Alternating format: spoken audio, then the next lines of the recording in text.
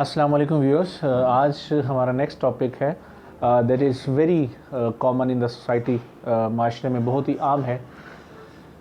हम अपनी ज़ुबान में उसे कहते हैं फ्रोज़न शोल्डर या फिर एडिसिव कैप्सुलाइटिस, और आम ज़ुबान में हम इसको लेमन लैंग्वेज में कहते हैं कंधा जाम होना। कंधा जाम होने से मुराद ये है कि जो आपका कंधा है ये आहिस्ता आहिस्ता इसमें पेन शुरू होती है। सबसे पहले जो पेशेंट है वो ये समझता है कि पट्टे की वजह से है, ऊपर करता है दर्द होता है, नीचे करता है दर्द होता है, या इस कंधे को जैसे ही वो मूव करता है तो दर्द होता है।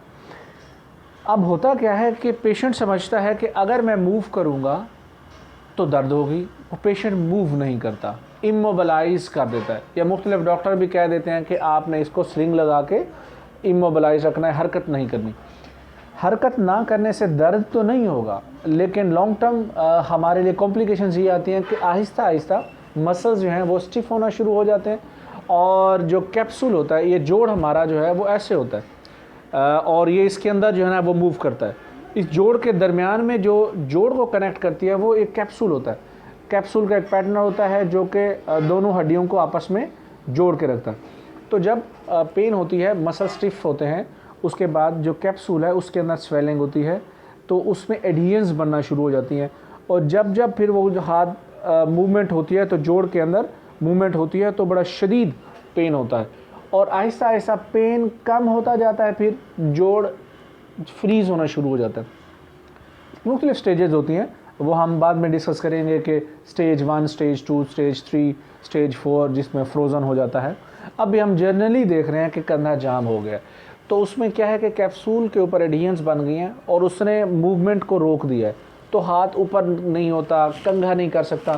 फीमेल में ये कॉमन है, या ऐसे हमारे पेशेंट जो शुगर के मरीज़ हैं, डायबिटिक हैं, उनमें भी कंधा जाम की कॉम्प्लिकेशंस बहुत ज़्यादा हैं। हाथ पीछे नहीं जाता है, सर के बालों को कंघी नहीं की जा सकती है, कमर पे साबुन नहीं लगाया जा सकता, जेब में हाथ नहीं डाला जाता, ये सारी कॉम्प्लिकेशंस आती हैं। अब इसमें पेन किलर का एक अपना रोल है।